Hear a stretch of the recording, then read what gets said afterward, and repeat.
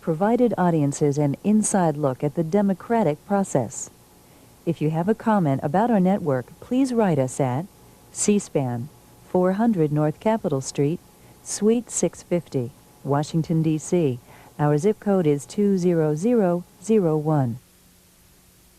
We continue our look at today's events in the Middle East.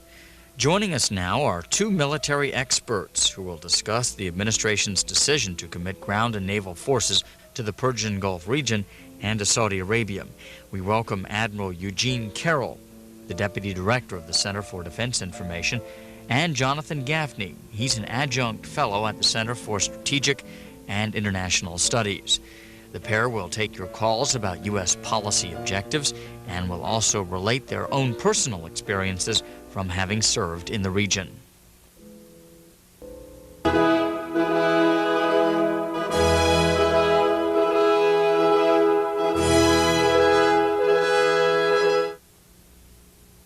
Admiral Eugene Carroll of the Center for Defense Information.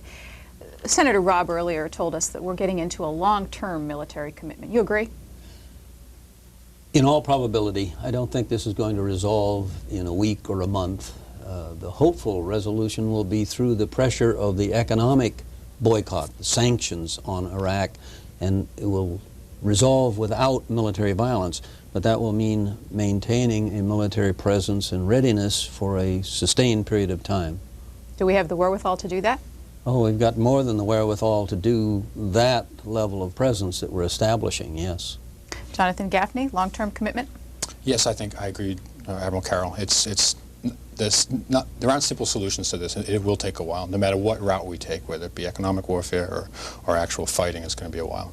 I know you both had an opportunity to listen to the briefings from the Pentagon carried on television and listen to official statements on what our objectives are. Based on the kind of equipment that has been moving out and the number of personnel, does that jive with what we're hearing officials say? Basically, yes. All we've proposed to do so far is to create the symbols of support for Saudi Arabia, the symbols of resistance to Saddam Hussein. There's no military capability moved or moving which gives us a real offensive capability against Iraq, so that we have established a defensive symbol and left the decision to Saddam Hussein as to whether he's going to challenge it. Logically, rationally, he should not. But we're not certain how rational he is. I'd like your thoughts on this. Well, of course, the troops that we put there, no question, that we didn't nearly put the force down that we would need to launch a counterattack or to invade Kuwait to clear the Iraqis out of it. Excuse me. However, some of the aircraft that are in the region, what is right there in the Saudi Peninsula is exactly what is what we have. We have B-52s and F-111s, of course, in Turkey. Aircraft that could be used, and probably could be used very quickly by the president if he should decide to actually attack either targets inside Iraq or Iraqi formations or forces in Kuwait, whatever the president should decide he wants to do. All that would do, however, is sort of raise the level of violence and ensure a prolonged Iraqi resistance. Our basic hope is to avoid the outbreak of violence and the resolution through political and economic action. But, excuse me, I got to interrupt. If the Iraqis should position themselves in such a way, which they have already done to a certain degree. I haven't looked at intelligence photos, and unfortunately we can't do that.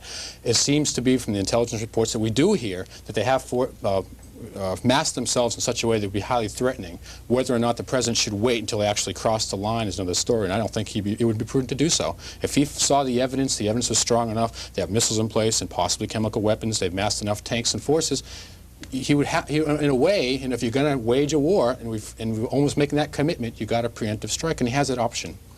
Good evening from Washington. Once again, we are going to focus on the strategic aspects of this, of the developments in the Middle East during our program for the next 45 minutes or so. Our two guests in our studios here in Washington are Rear Admiral Eugene Carroll. He is retired from the U.S. Navy and is now Deputy Director of the Center for Defense Information in Washington, D.C. He had 37 years of active military service, and since then, through his position at the Center for Defense Information, has been involved in a policy assessment role here in Washington. Jonathan Gaffney also does the same thing. It assesses policy. It's with the Center for Strategic and International Studies at Georgetown University. It is a think tank, and Washington has certainly many people employed in the business of analyzing foreign policy and military developments, and that's what we're going to do with you for the next portion of our call-in program. We'll be going to the phones in just a couple of minutes. Our telephone lines are already very busy.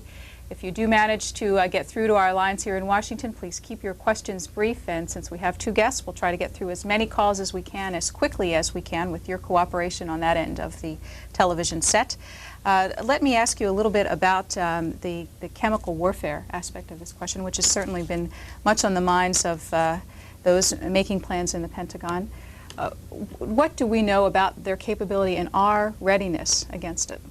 We know that he has and has used chemical weapons, including nerve gas and mustard gas.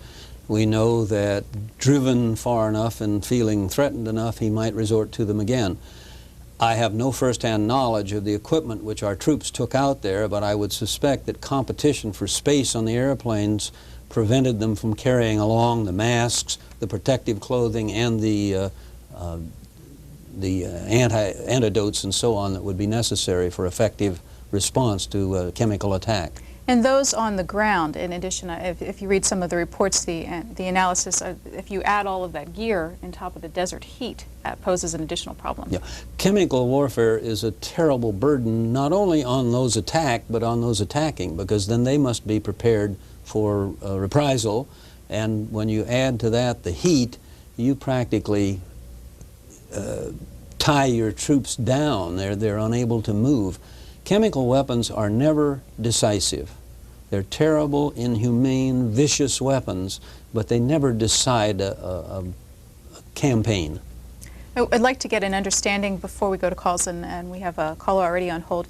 We are not alone in this, in at least the military aspect of this operation. As well as the economic aspect as well. Mm-hmm. For the first time in my memory, and I'm sure a lot of other people's as well, the response from other nations has been very surprising and overwhelming in a way. You know, I really give the President a lot of credit in that area. We've put ourselves as a country in a very good position politically. We have the support of not just the people we'd expect it from, but support within the Arab community to a certain degree. We have the support of the Soviet Union to a certain degree, which is more than we ever could have hoped for. We have the support of the Japanese, which is very surprising. They depend more on Arab oil than any other country in the world. Very encouraging. The Chinese. Even China. Even China, exactly, has been willing. Yeah, in terms of a military standpoint. Very important point here. The last time we tried to use embargoes and diplomatic pressure was in Libya. And our actions in Libya were not approved by the world community, so they did not cooperate. They did not support us. Here, there is a strong community of interest in protecting access to Persian Gulf oil. That's right. And as a result, we have this support. Let's go to Neptune, New Jersey for our first question. Caller, you're on the air. Good evening. I have two questions.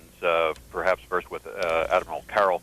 Saudi Arabia prohibits Jews from setting foot in its territory, Admiral, and I was wondering if Saudi Arabia suspended or remained silent on that rule, or if U.S. forces were culled of Jewish personnel before deployment.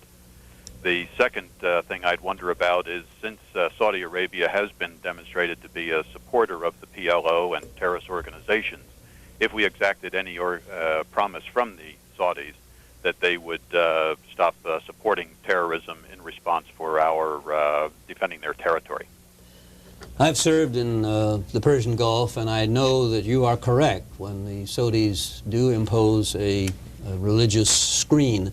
However, that's in normal, peacetime, quiet conditions. I'm reasonably confident that there will be no screen of individual members of the units that are going to Saudi Arabia.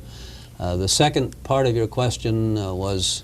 With regard to eliciting a promise with regard to support for the PLO. Oh,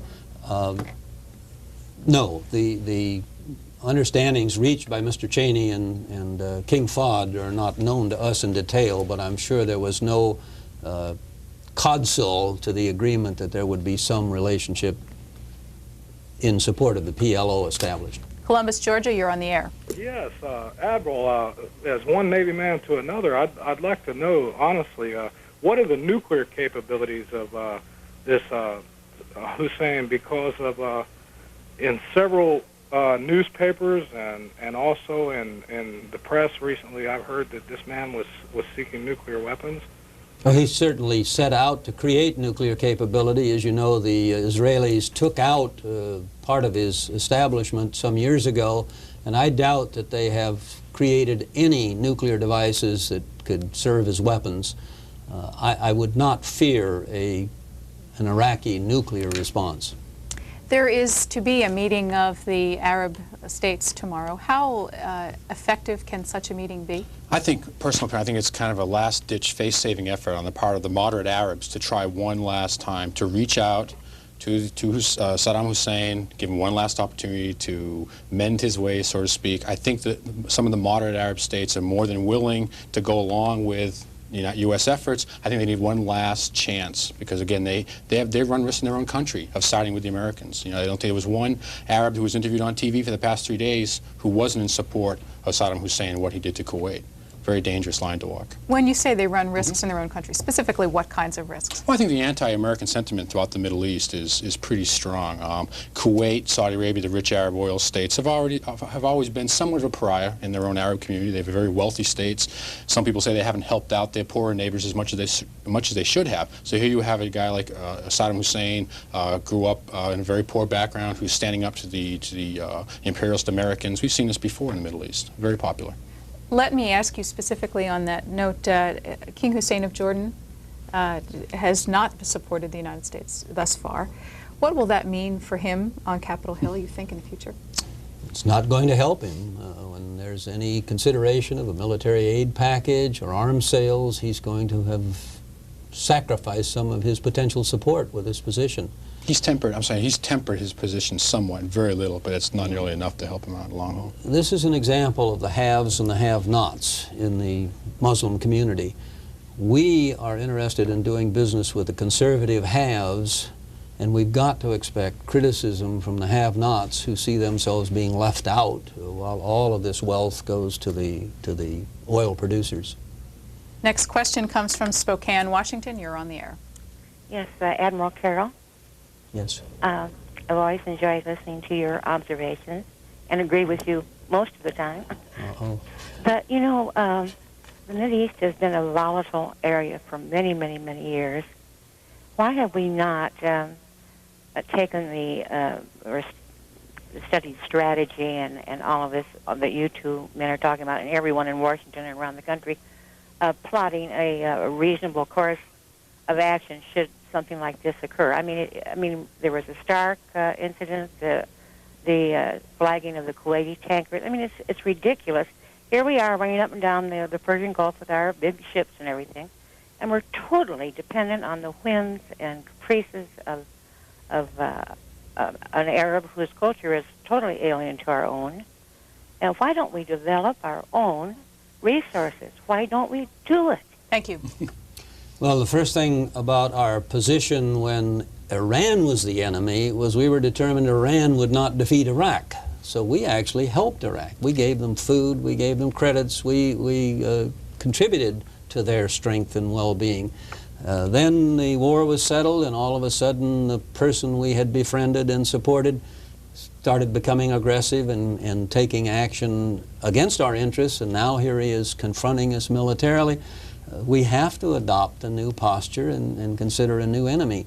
I wish that it was possible to make a coherent, long-term strategy for the Middle East, but the animosities and the relationships out there change faster than we can change.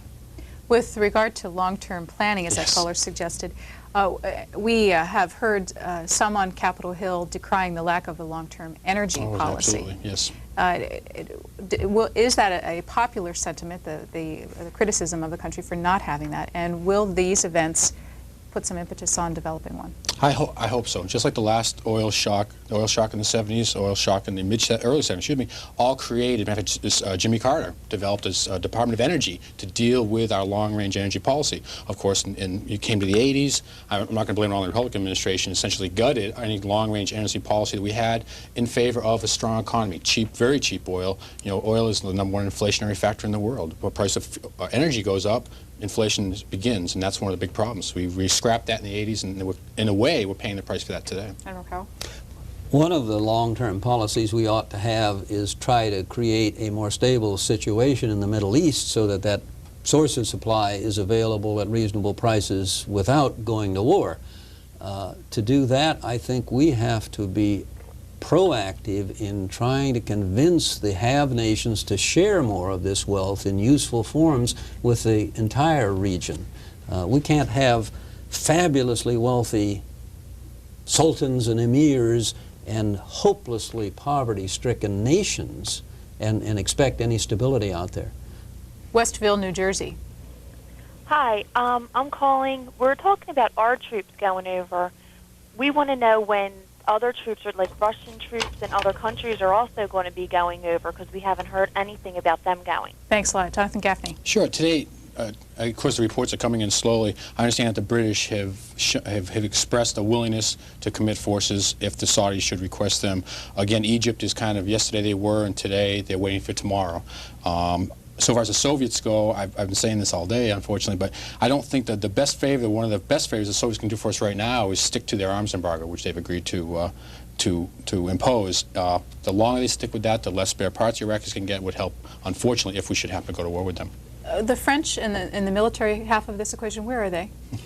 They are not committed except in naval terms. They have agreed to send some ships out to participate in a naval blockade if necessary, but there's no intention, I believe, at all of a French troop commitment in the region. I ask that because as you look down some of the lists and the like about Western countries which have sold arms, France is on that list. Very much so. With respect to Iraq, they were the second principal supplier of arms. So if this thing escalated, they could find themselves in a situation where they were in a combat situation against their own equipment. Oh, very definitely, but they don't appear to want to take that step. They have, however, been much more cooperative on the economic side than I had expected them to be. They've been very supportive of the embargo on Iraq. Why did you not expect them to be? Well, they've made a lot of money off of Iraq. They've got a lot of equipment there. They can go right on selling parts and maintaining this tight tie they have with Iraq for the future. As our country looks at Europe in a strategic way for the future, what does the French accession in this case say about their future intentions? Nothing. It says that in this circumstance they see the need to cooperate with the community of nations to ensure access to the Persian Gulf oil supply on favorable terms. The next time around they may have a different view. Los Angeles, you're on the air. Hi. I have a question for Mr. Jonathan. United States is sending all its troops to Saudi Arabia to defend Saudi Arabia from a possible attack from Iraq. Will in the future, just in case for any reason, if Israelis intend to attack Saudi Arabia, will the United States will be there to defend Saudi Arabia from Israeli attack? That's a very good question. That's one of the problems is the United States has in the Middle East and a lot of Western countries. Obviously, we're very close allies of Israel. We're also very close allies of Saudi Arabia. We depend very much on Middle Eastern oil. That puts the United States in a very difficult position. And to answer your question, which is extremely speculative, I don't know. I don't think anybody does. The hypothesis, I think, is unrealistic. Israel has enough problems of its own without making an active enemy out of Saudi Arabia. I think the prospects of an Israeli attack on Saudi Arabia are negligible. With regard to this specific situation that we're seeing right now in the Middle East, what's the advice that you would give Israel? Keep quiet. Keep out of it. Stay as low and as unobtrusive as they possibly can. I think they've done just as, in their own way, diplomatically, I think they've probably done just as good a job as the United States has. The only thing they've done, they drew their own line at the Jordan border, and if Iraqi were to move into Jordan, they drew their line, but they drew it very early. They didn't make a big deal out of it, and they've kind of left it at that. West Palm Beach, Florida. Yes, I have a question for Admiral Carroll. Go ahead, sir. Yes, there was a guest on earlier, the Honorable Charles Robb, and there was a woman that called in with a question for him. I think she was speaking with the wrong person at the time, but the question was, how do blacks feel about being assigned for duty over in the Middle East? And she also asked, is there any kind of a network that they have, that they show their dissension or whatever. I was stationed over in Diego Garcia, and I've been in the Navy for over 10 years, and I've witnessed just such an active black network. How do they deal with something like that?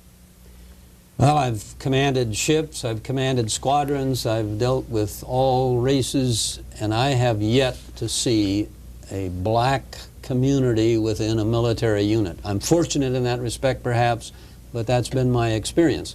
I see no indication whatever that there is any, quote, black attitude, unquote, concerning military service, concerning combat service, or concerning carrying out orders of the Commander-in-Chief. You also spent several years in the military. Yes, I did. Yes, including a tour myself. on the Nimitz. That's correct. Yeah. Your reactions? Second time this question has come up during. Oh, really? I'm not surprised. The question somewhat surprised me because the people that I've always dealt with, particularly on a ship, very close quarters, where tensions would rise, if they would arise, I saw very little problem between that. Let's go next to Los Angeles. Caller, you're on the air. Yes, please. I do have two questions. The first one is we heard at the news that United States said that Egyptian people sent troops to Saudi Arabia. Today, the Egyptian president denied this thing. All right, your second question? And second question, now that Iraq announced that Kuwait is a part of Iraq, what's going to happen? Thank you very much. Thank you. One for each of you. Why don't we start, Admiral Carroll, with you on the first? On the Egyptian troops? Yes. There does seem to be some cross signals someplace. Whoever released the information that Egypt was committed to sending troops to Saudi Arabia either had bad information, or the Egyptians subsequently changed their mind, or the Sauds declined to have them. It's entirely possible that the Sauds might not feel comfortable with certain forces in their country, and they have the right to decline. Which of those cases is the truth? I don't know. I would speculate that it was premature and not erroneous. I think they someone jumped the gun. I think the Egyptians are committed. I think Mubarak is very committed. Just a matter that someone announced it about 2 days too early. He managed to remain very ambiguous in his press conference this morning. He did. I'll turn to you then for the what's next for Kuwait. Well, that's the thing. It's kind of like there's a little bit. Reminds me a little bit of a boxing match between rounds. What happened today was the Iraqis came out swinging again by annexing Kuwait first thing this morning. If you're waiting for a breathing period for tensions to draw down, Saddam Hussein made a very clear effort not to do that by annexing Kuwait sometime this morning. Doesn't really help at all. Should the West's long-term objective be for sovereignty for Kuwait? Yes, a restoration of sovereignty, of course, but I don't believe we can do it by direct military means. If we think in terms of a campaign through Kuwait, there won't be anything left to restore sovereignty. It'll just be a waste area. But that's assuming that that's the only way you can do that. So the quickest way you could possibly do is to get rid of Saddam Hussein. Oh yes, and bypass Kuwait. We'll have to leave it aside and get rid of Saddam Hussein, and then we can deal with the political question and sovereignty in Kuwait. As we all have heard, I mean, it's a great question is actually how stable he really is in his own government. He seems to be hated and despised by all, so what you hear, you get rid of him, and Lord knows what could happen after that. Fort Bragg, North Carolina, you're on the air. Sir, I am a sergeant here at Fort Bragg. I am on alert to go. My question to you is, sir, what do you think the chances are that the Iraqis will attack Saudi Arabia? And if they do, will the Navy and Air Force be used first prior to us going in?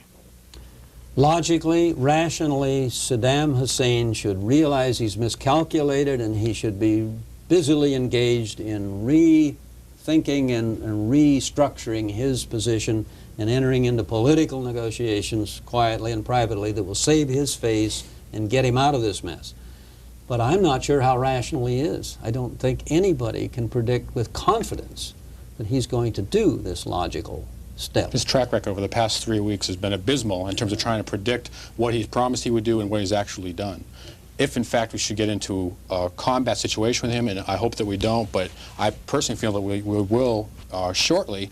Obviously, our biggest assets are air power. We have some assets there. We have assets on aircraft carriers, which in and of themselves, just remember this, aren't useful where they are. They're only useful if you can get them to refuel somewhere, either on the Saudi Peninsula. Give them fighter cover, so on. And do it that way. Specific answer to the caller is that we would attempt to blunt the Iraqi attack. We would attempt to impede it attack the lines of communication, prevent them from resupplying and reinforcing, and I suspect they would bog down fairly early in northeast Saudi Arabia, That's in the correct. oil areas, unfortunately, but far short of Riyadh, the capital. Then we would be bringing in more ground troops and getting ready to roll them back on the ground. And it that would be heavily air power that would blunt the attack. And that's the big concern that I have, and I think a lot of people have. Yes, you can attack them from the air, and the United States can attack them probably very effectively. The Iraqi Air Force isn't known for, they don't have a long history, so to speak. The United States naval aviators and Air Force aviators who are there could probably do quite a good job. My concern is trying to push anything back, because you're not going to push them back just with air cover. You have to push them back with ground forces, and I don't think that we're committed to doing that. I don't think we have the assets that could actually do a useful job over there. It'd take a month and a half just to get them there.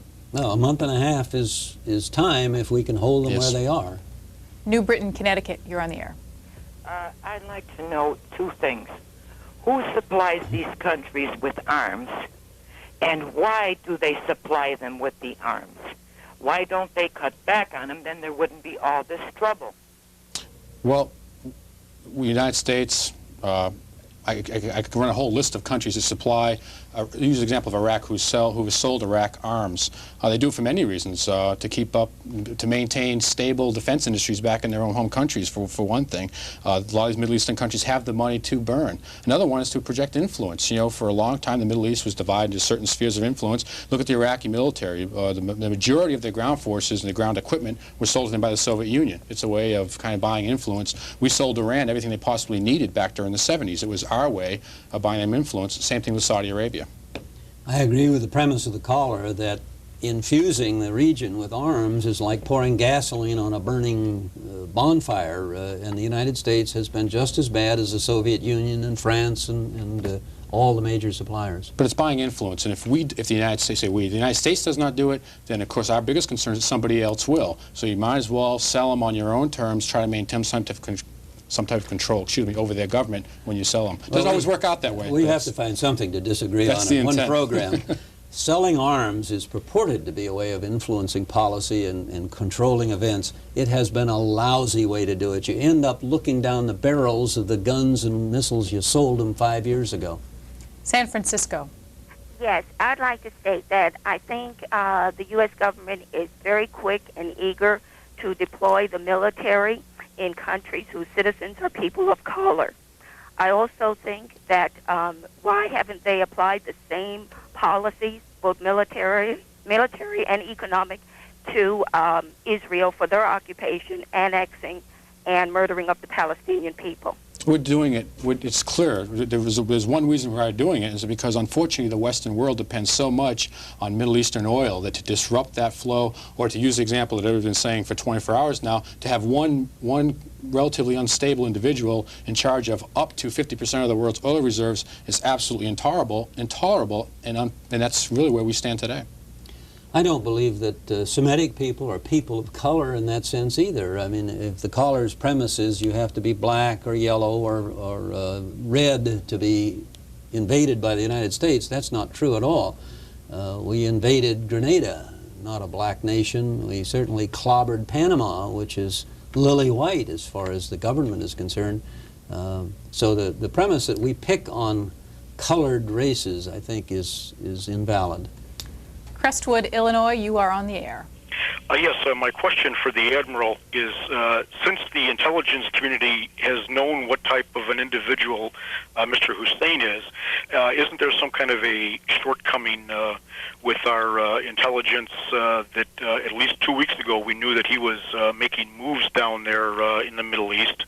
And why is it taking so long to get any type of deployment of our troops? It took almost 3 days to get any type of naval intervention in there that to show a presence there. Sir, may I ask you, you mentioned a military response. Do you not support an economic response? Yes, I do, but knowing the type of individual Mr. Hussein is, with using chemical weapons a year and a half ago, even against his own people that opposed him, gives an indication of his mentality. All right, thanks. And what would we have done if he had continued on into Saudi Arabia? What kind of a position would we be in now? Thank you. I agree with the caller's question about the quality of our intelligence, the United States has too much intelligence, too many intelligence services. DIA, CIA, every armed service has its own intelligence service. The State Department, and on and on and on. What we need is not more intelligence, but better managed intelligence from fewer experts. The deployment of our forces is simply a proof of the fact we don't have rapid deployable forces. We've built our armed forces for strategic war with the Soviet Union and for war on the battlefields of Europe. And that doesn't leave you with the kind of mobility and quick response capability that we're lacking in Saudi Arabia. We have a caller in the line, but I do want to ask about one element of this equation we haven't discussed, and that is U.S. citizens that are being held against their will, citizens of other countries also being detained. The U.S. government is not calling them hostages. How do they play into this picture? They play a tremendous role in this picture. As any hostage, you know, the 70s and the 80s were the decades of the hostages, so to speak. Unfortunately, I think hostage is a dirty word with the administration, and it should be. It's a very difficult situation when you have upwards of 4,000 Americans spread throughout those countries in the Middle East. Very dangerous. We spoke about this before we came in here. We shiver every time the president goes on television and says, I won't stand for the mistreatment of American hostages or American citizens. I sympathize with him and I feel the same way, but going public and saying, I won't tolerate something I can't do anything about is not wise. Yeah. Saddam Hussein doesn't need to be incited or stimulated to take action against Americans, and when the president says he can't do it, he's very apt to show that he damn well can. Columbia, South Carolina. Admiral Carroll, I'm an old combat crew member from the Missile Man system in North Dakota, and I was wondering if Hussein plays the poison gas option, how long, if he does it well, can we avoid involving battlefield nuclear weapons, given our current ground forces on the ground there? This is a distinct problem that many of our listeners don't know about. That's right. If he does that, how long can we really hold that off? Can I ask you, what is the definition of a battlefield nuclear weapon? One that's delivered by short-range tactical forces, artillery shells, short-range missiles, aircraft in the battle area, as opposed to the long-range systems, which we call strategic weapons. Are they in their effect? Are they any smaller or more targeted? You will never know whether you've been killed by a battlefield weapon or a strategic weapon. It's just one blinding flash and it's all over. The question is a good one. It, I think, assumes a greater chemical warfare capability than Iraq has. I think if they shoot their bolt with the chemical weapons they have, they still won't decide the battle. But they certainly will stimulate a tremendous reaction, emotional and otherwise, to go after him with everything we have. Absolutely. I don't believe, however, that the decision will be made to use nuclear weapons in this situation under any circumstances. They are simply useless militarily. They are too destructive. You can't contain the effects or limit them to battlefields or military forces. You kill civilians indiscriminately. And we're going to find that we're unable to use the weapons we've spent hundreds of billions of dollars on for very valid military and political reasons. No, again, I think it's an excellent point to bring up, because what we're dealing with is weapons of mass destruction, whether it be chemical weapons or nuclear weapons. Just use a scenario that's very distasteful to talk about. The Iraqis used chemical weapons and thousands of Americans on the Saudi desert die. Well, that's going to charge a response within the United States that the president would have a very difficult time not using weapons of mass destruction in return, whether it be chemical weapons or tactical nuclear weapons. They're at his option, and I wouldn't be surprised if he did, given the right kind of circumstances. It's a good option. It's things that we haven't really thought about. Let me offer one last thought on this, just as an illustration. In the 1950s, I had a wartime target that I would attack with a small battlefield weapon, to use the terminology of the caller, from a small warplane. It was a kind of a second-rate target. It was the only thing that was available within range of my carrier. And yet, to destroy that target would have taken out 600,000 human beings. You can't fight that way. You cannot justify imposing military power on another nation in that destructive fashion. Tacoma, Washington, thanks for waiting. You're on the air. Hi, good afternoon. I have a couple of questions. First, regarding the potential for Mr. Hussein simply disregarding either the pipeline through Turkey or the northeast Saudi oil fields, what is the potential for him deciding to avail himself of the Israeli ports by simply rolling through Jordan and engaging Israel? Israel is not really high on the popularity list of the rest of the people in the country, in the Mideast area, and we're looking at 1 million-plus troops with guns in their hands today. Can Israel defend themselves? Will the other countries in the area involve themselves in that defense?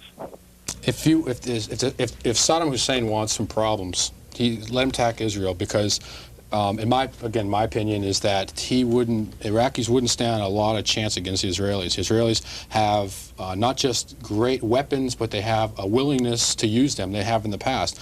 Hussein would be asking for a lot of problems if he even thought of attacking Israel. Let me add that his greatest limitation is logistic support. The second he starts moving out of Iraq, he starts running out of the ability to supply and reinforce his troops. And the last point we haven't mentioned tonight, he's still got Iran on the other side. That's right. If he threw all of his energies into a futile effort to get to Israel, he'd have Iran down his back. And Iran issued, and just to kind of complete the balance, and Iran issued a statement, very surprising again today, which was condemning, I think they used the word condemn, the Iraqi invasion of Kuwait, and they didn't say they wouldn't stand for it, but they used very strong language, which would obviously automatically make Hussein worry about one other thing. Stay with that for just a second. Sure. We have been seeing just a little bit of opening by Iran towards the west, specifically. Surprising, very surprising. The theory is, and this is all evolving very quickly, the theory was yesterday that Iran would do anything to rub America's nose in the dirt. In this instance, they've come quite moderate. It has been somewhat surprising. Bristol, Pennsylvania. Yes, everyone's talking about how long we can do without oil and how long the Iraqis can do without the oil money. What I'm concerned about is how much food do the Iraqis have? Obviously, they can't grow wheat in the desert, and we supply them with grain. First of all, would like to know how much of their food do we supply, or does the Western nation supply, and how long could they last without that supply of food? Thank you. Well, I can't give you exact figures, but the United States is one major supplier of food to Iraq, as is Europe.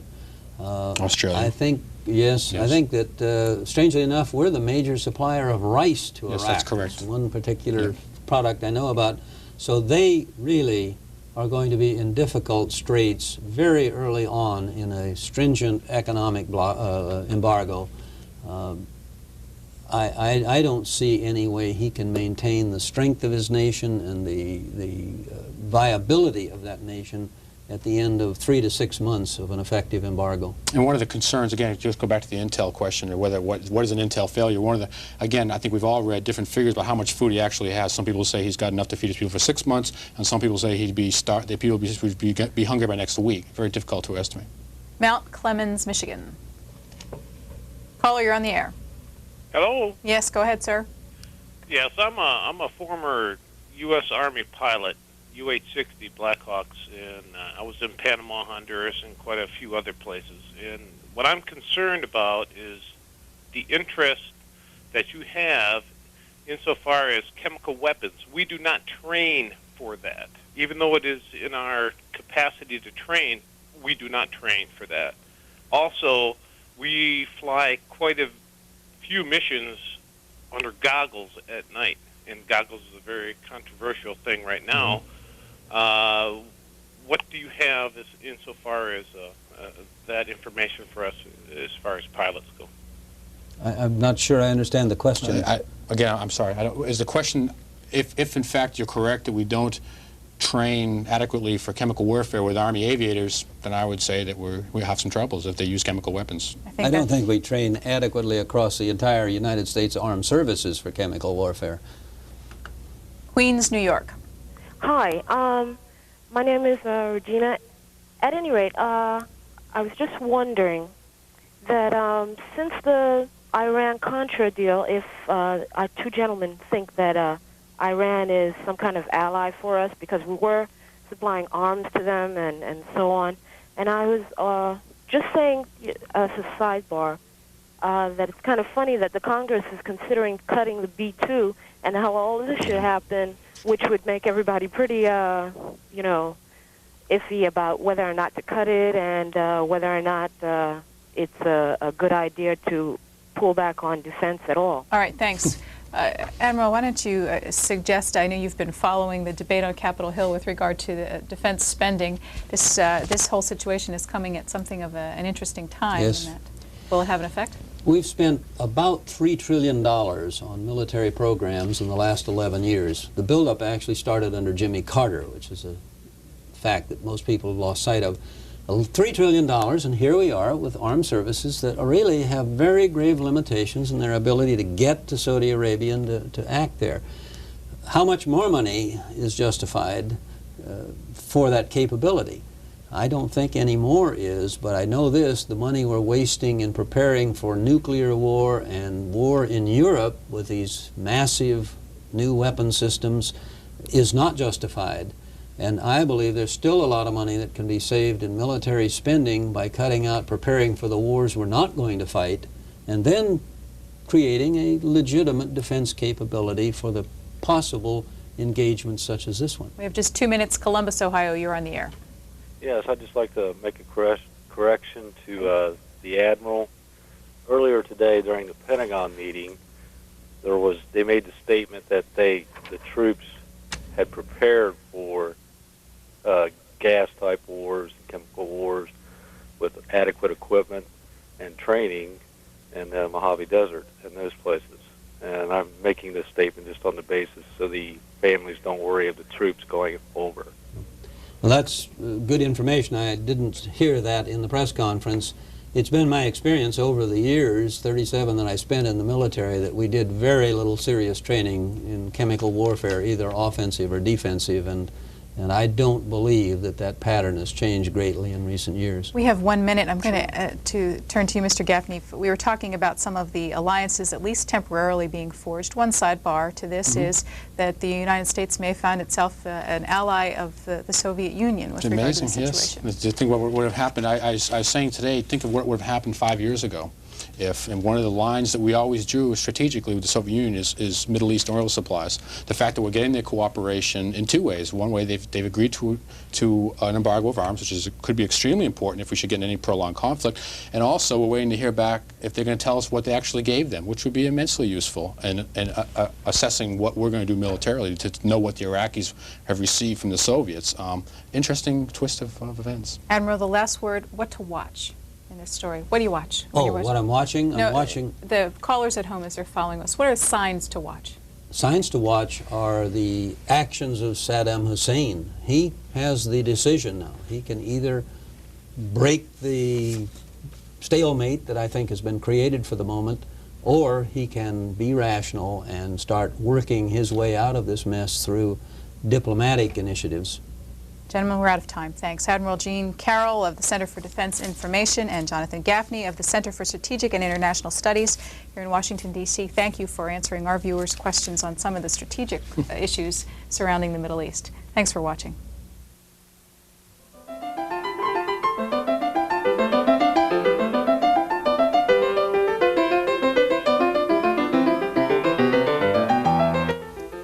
Join us this Saturday night beginning at 6 p.m. Eastern Time for the remarks of Treasury Secretary Nicholas Brady.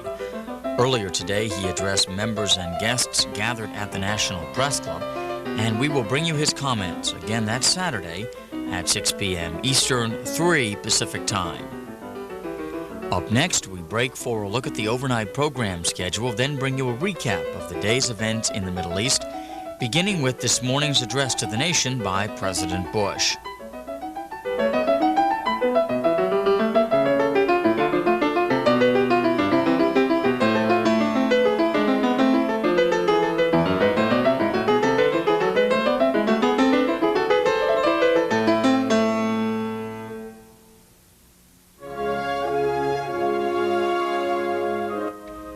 Good evening from the nation's